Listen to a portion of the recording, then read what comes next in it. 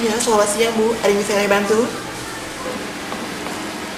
Ibu, ada yang bisa kami bantu? Ibu, ada yang bisa kami bantu?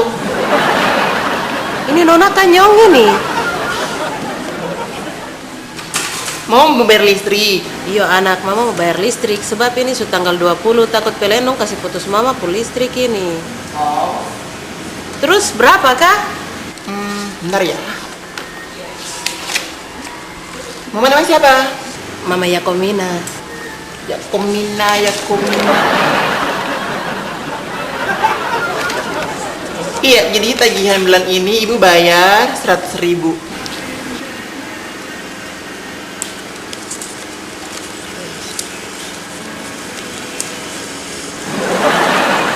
Makasih.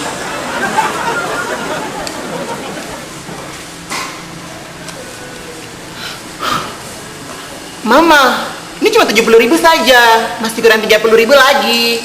Yang 30.000 tuh mama su pakai untuk beli lilin karena listrik tinggal mati-mati terus ini. Oh, gitu. Kasih.